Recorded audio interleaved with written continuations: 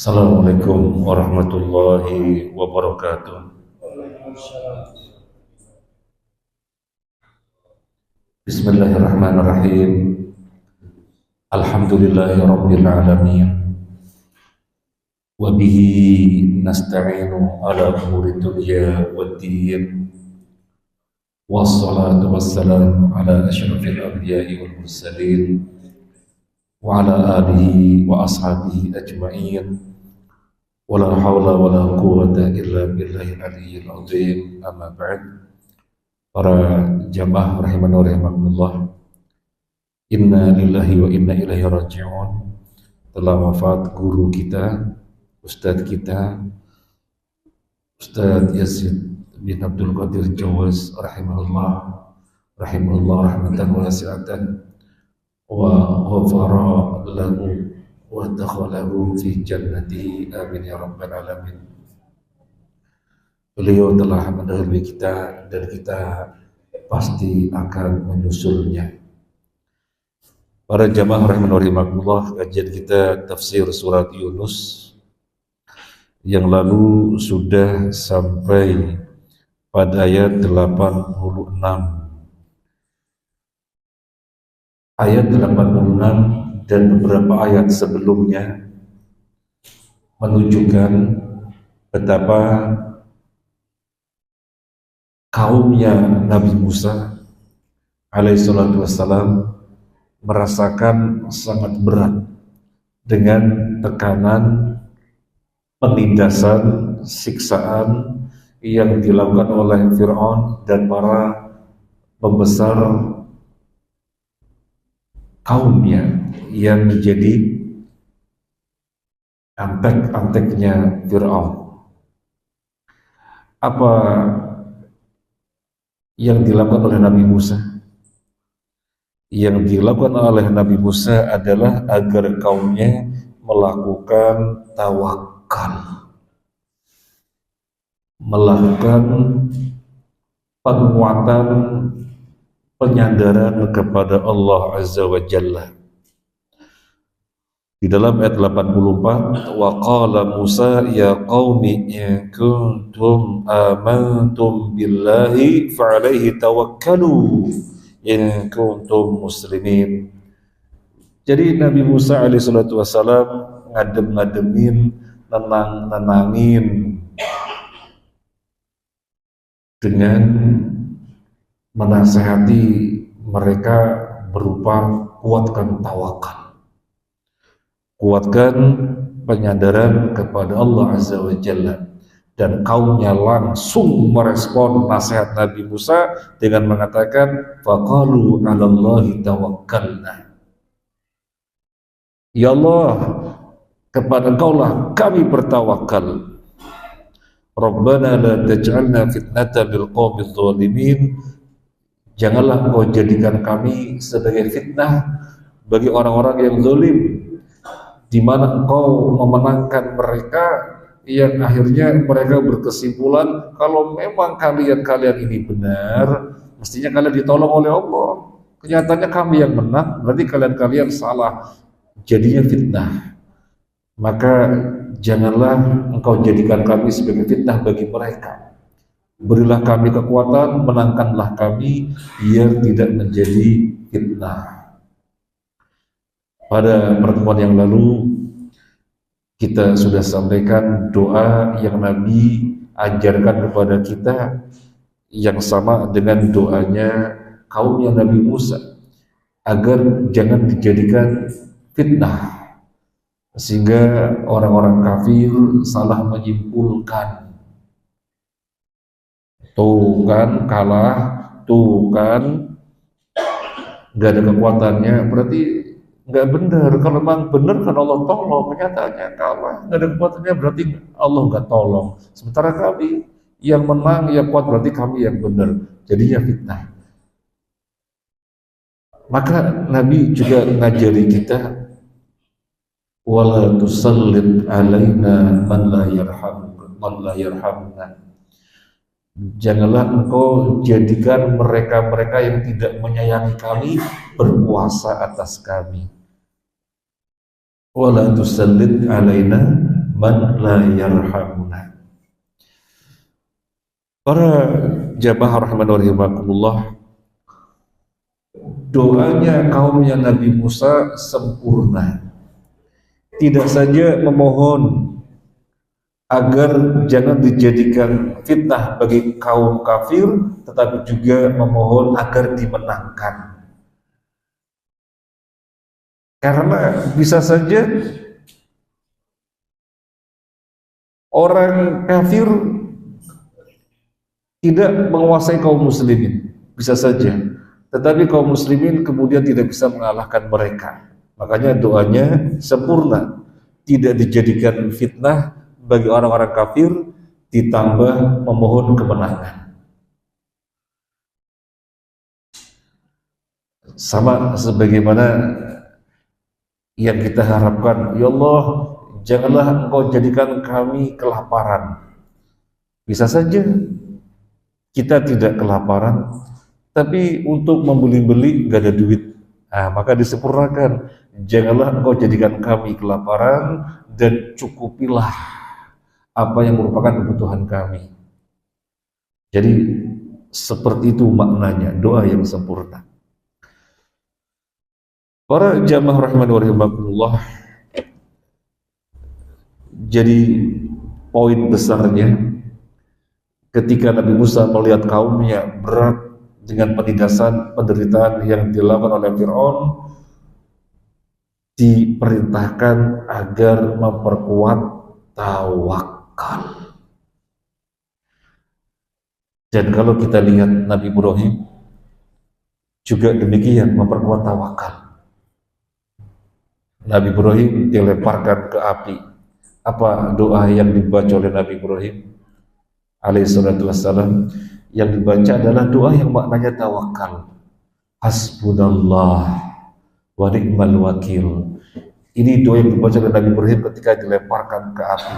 Hasbunallah, cukuplah bagi kami Allah, wa ni'mal wakil, dialah sebaik-baiknya zat yang disandari.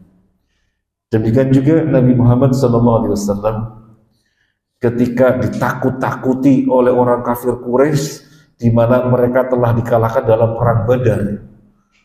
Orang-orang kafir Quraisy telah dikalahkan oleh Nabi di dalam perang Badar, kemudian mereka merasa jengkel, dendam, dan sesumbar untuk menyerang Nabi dan para sahabatnya. Mereka kirim utusan ke Madinah. Mereka sesumbar, teriak-teriak.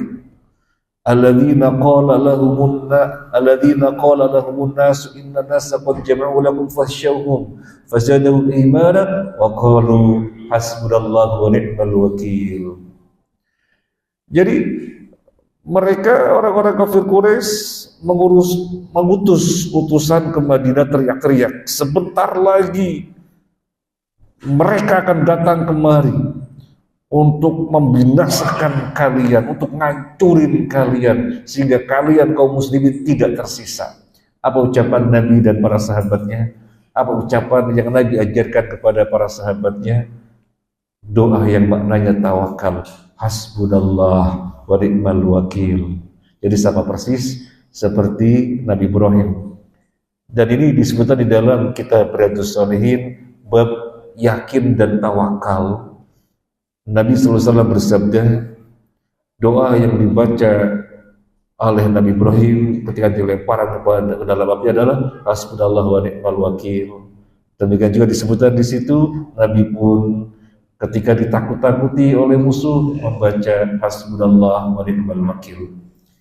Maka ini lafaz yang sangat baik sekali diucapkan oleh tiga Nabi, Nabi Ibrahim, Nabi Musa, dan Nabi Sallallahu Alaihi Wasallam.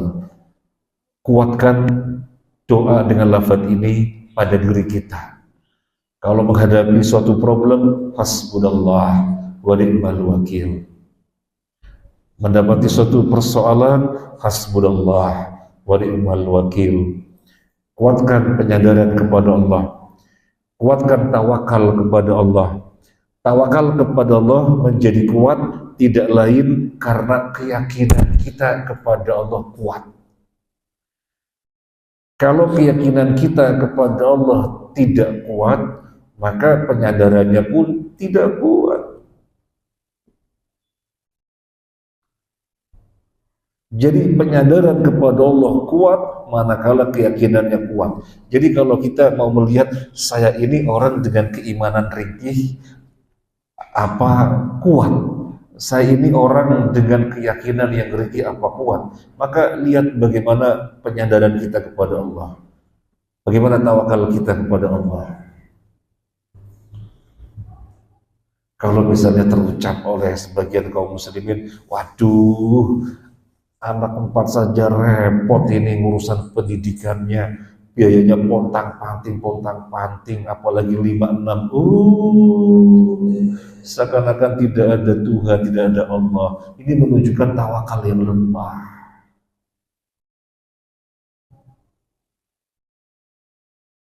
Maka tawakal yang kuat itu bukti keyakinan yang kuat. Para jamaah rahimani wa rahimakumullah, selain tawakal yang dipesankan oleh Nabi Musa, apa yang diajarkan kepada kaumnya? Apa? Menghadapi Fir'aun dengan kezalimannya yang sedemikian rupa, apa yang diajarkan kepada kaumnya Nabi Musa? Kita lanjutkan ayat yang sekarang ini, ayat 87. A'udzu billahi minasyaitonir rajim. وأوحينا إلى موسى وأخيه أن تبوأ لقومكما بمصر بيوتا واجعلوا بيوتكم قبلة وأقيموا الصلاة وبشر المؤمنين. Dan kami wahyukan kepada Musa dan saudaranya, ambillah beberapa rumah di Mesir untuk tempat tinggal kaummu. Dan jadikanlah rumah-rumahmu itu tempat ibadah, dan laksanakan sholat serta gembirakanlah orang-orang mukmin. Barakallahu fiik. Kita terjemah lafziyah terlebih dahulu. Tidak bosan-bosannya kita saling mengingatkan, minimal muslim itu terkait bahasa Arab bisa terjemah lafziyah, terjemah kosakata Al-Quran, dan terjemah kosakata sholat. Allahu Akbar, tahu artinya. Allahu Akbaru kabira walhamdulillahi katsira, tahu artinya. Subhana rabbiyal azim, tahu artinya. Kosakata salat kita tahu. At-tahiyyatul mubarakatus sholawatut thayyibatu lillah. Artinya apa? Gak tahu? Jangan. Paling gak tahu artinya, terjemah dia. Demikian juga kosakata Al-Quran. Baik, Bapak Ibu bisa mengikuti.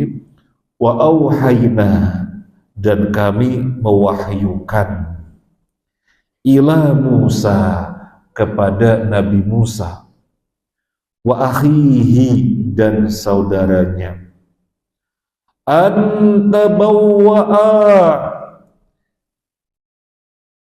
tinggallah kalian berdua, liqaumikuma, bagi kaum kalian berdua, di Misra, di Mesir, buyutan, rumah-rumah. Artinya jadikanlah tempat tinggal oleh kalian berdua untuk kaum kalian berdua di Mesir. Artinya Nabi Musa dan Nabi Harun diperintahkan agar kaumnya dirikan rumah-rumah di Mesir. Waj'alu, dan jadikanlah oleh kalian buyutakum, rumah-rumah kalian, kiblatan, kiblat. Waqimus sholata, dan dirikanlah sholat. Wabasyiril mu'minin, dan berilah kabar gembira kepada orang-orang mukmin. Setelah Nabi Musa memerintahkan kaumnya untuk bertawakal ketika berat menghadapi Fir'aun yang penindasannya sedemikian rupa, dan Fir'aun punya antek-antek yang tidak lain dari sesepuh Bani Israel, diperintahkan tawakal. Maka sekarang apa yang diperintahkan? Lari dari Fir'aun. Lari. Kemana? Ke daerah yang jauh dari kekuasaannya Fir'aun. Fi atrafi mamlakati Fir'aun. Yang penting menghindar jauh dari Fir'aun, menghindar jauh. Di mana? Di Mesir. Mesir yang dimaksud di sini apa? Ada perbedaan pendapat di antara para ulama. Di antaranya ada yang mengatakan Mesir ya Mesir. Sebagaimana sekarang kita mengatakan Mesir ya Mesir, Iskandariyah dulu namanya. Apa yang dilakukan di sana? Bikin rumah-rumah untuk tempat tinggal. Bikin rumah-rumah untuk tempat tinggal. Menghindarlah dari Fir'aun sejauh-jauhnya. Bikin rumah-rumah di perbatasan wilayah kekuasaan Fir'aun.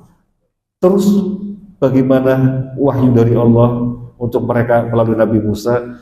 Jadikanlah rumah-rumah itu kiblat. Maksudnya apa? Jadikanlah rumah-rumah itu untuk sholat. Berarti setelah diperintahkan tawakal, perintah yang berikutnya adalah sholat. Perintah yang berikutnya adalah sholat. Mungkin ada semacam pertanyaan, loh kok sholatnya di rumah-rumah? Padahal sholat di rumah-rumah dan di tempat manapun itu kan syariat Nabi Muhammad SAW. Nabi SAW bersabda, aku diberikan yang tidak diberikan kepada Nabi sebelumku. Ju'ilat liyal ardu masjidan wa tahura. Salah satunya bumi dimanapun dijadikan untukku suci dan masjid, tempat ibadah. Jadi untuk Nabi SAW sholat tidak harus di masjid. Kalau di tengah sawah, sholat tengah sawah. Kalau lagi di tengah tambak, sholat tengah tambak. Kalau di tengah padang pasir. Jadi tidak harus, wah datang waktu sholat, cari masjid. Enggak, itu syariat Nabi sebelumnya. Di tempat ibadah, kalau kita namanya masjid, umat Nabi sebelumnya di sawamir dan biar. Nggak bisa sholat di sembarang tempat, harus di tempat khusus yang namanya masjid atau sawamir dan biar. Kok di sini diperintahkan sholat di rumah-rumah? Padahal syariat mereka sholat di tempat khusus yang sekarang kita menamakannya masjid, sebelum kita sawamir biar. Jawabannya para ulama menjelaskan karena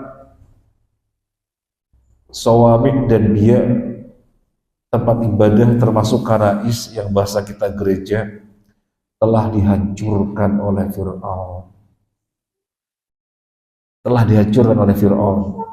Maka sebagai gantinya jadikanlah rumah-rumah waj'alu buyutakum qiblah. Jadikanlah rumah-rumah kalian sebagai kiblat, tempat sholat. Nah, ini yang diperintahkan setelah tawakal, yaitu sholat. Sama dengan yang diperintahkan kepada kita semuanya umat Nabi terakhir. Kalau kita menghadapi sesuatu problem menghadapi sesuatu kesulitan dan yang lainnya, kita pun diperintahkan untuk sholat. Ayatnya berbunyi, ya ayyuhalladzina amanu sta'inu bis-sabri was-salah. Wahai orang-orang yang beriman, minta tolonglah kalian dengan sabar dan sholat. Sama. Kaumnya Nabi Musa ketika berat luar biasa, selain diperintahkan tawakal, diperintahkan sholat. Syariat kita juga demikian. Sholat. Nabi SAW disebutkan oleh Hudzaifah bin Al-Yaman di dalam hadis Abu Dawud, anna Nabi SAW idza hasibahu amrun sallah. Nabi SAW kalau mendapatkan suatu urusan yang membikinnya khawatir, yang membikinnya gundah gulana, yang membikinnya resah, beliau sholat. Dan Nabi SAW mengatakan kepada Bilal untuk mengiqamati, ya Bilal, arihna bis sholat, Wahai Bilal, rehatkanlah kita dengan sholat. Maka Bilal mengikomati Allahu Akbar dan seterusnya. Perintah Nabi kepada Bilal agar diikomati sholat, arihna bis sholat, rehatkanlah kita dengan sholat. Jadi rekreasinya Nabi itu sholat. Kalau rekreasinya orang ke Putih, jalan-jalan ke Cuban Rondo, kakek bodoh, beratang, kebun bibit, ya, atau zaman sekarang mall. Di mana rehatnya Nabi? Sholat. Ada apa? Sholat. Ada apa? Sholat.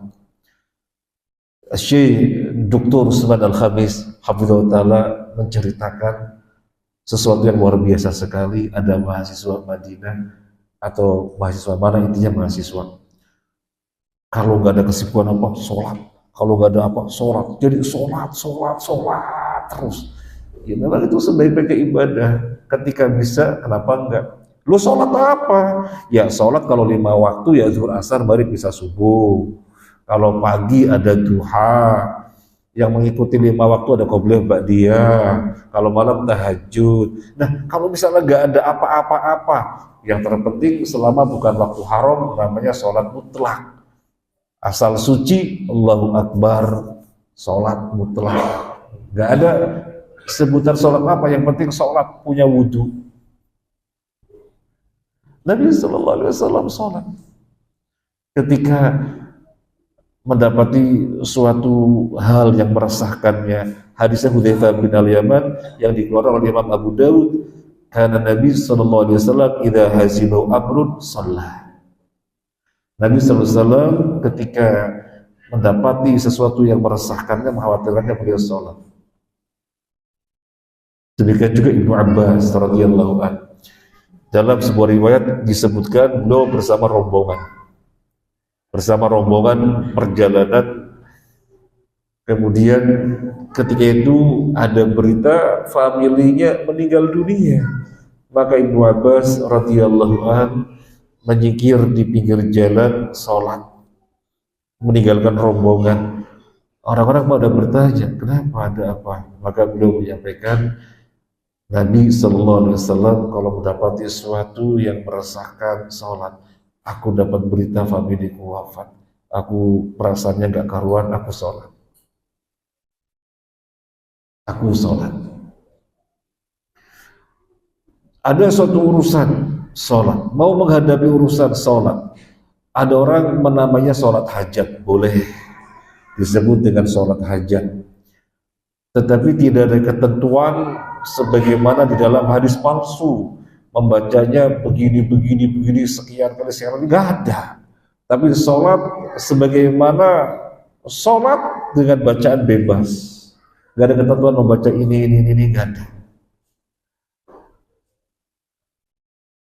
Jadi di dalam ayat 87 ini Nabi Musa mendapatkan wahyu agar disampaikan kepada kaumnya untuk sholat. Jadi kalau rumah-rumah yang didirikan sebagai kiblat, yaitu sholat. Kelanjutan ayat ini disebutkan wabashiril mu'minin, berilah kabar gembira untuk orang-orang mukmin. Artinya apa? Apa yang kita rasakan? Oh, menghadapi permasalahan yang berat, yang pelik, disuruh sholat. Kemudian ayat yang berikutnya wabashiril mu'minin, artinya hasil yang didapatkan dari suatu urusan dengan cara sholat adalah kegembiraan. Dan kenyataannya di dalam kejadian yang menimpa Nabi Musa dan kaumnya, mereka dimenangkan ketika berhadapan dengan Fir'aun. Tawakal dan sholat. Jadi bapak-bapak, misalnya istri bikin bapak sumpah, sholat aja. Ya, waduh kenapa Pak sholat? Ini istri ini bikin sumpah sholat. Ya. Misalnya begitu. Tapi jangan disimpulkan, oh bapak lagi sholat berarti istrinya bikin sumpah. Jangan disimpulkan begitu. Ya. Demikian juga ibu, kalau suaminya bikin sumpah, ya sholat. Nanti temannya lihat, ya ibu lagi sholat, lagi sumpah di sana suaminya, jangan. Intinya kalau ada masalah, sholat, sholat, sholat. Memang ada suami istri yang gak berselisih sampai kakek nenek, jangan pernah punya cita-cita seperti itu. Nabi SAW manusia terbaik dan suami terbaik, ada masalah dengan istri-istrinya. Maka selain Nabi, tidak bisa lebih baik dari beliau. Pasti, masih nggak usah punya cita-cita. Adem ayem sampai kakek nenek, gak ada perselisihan, gak mungkin. Ya, gak mungkin.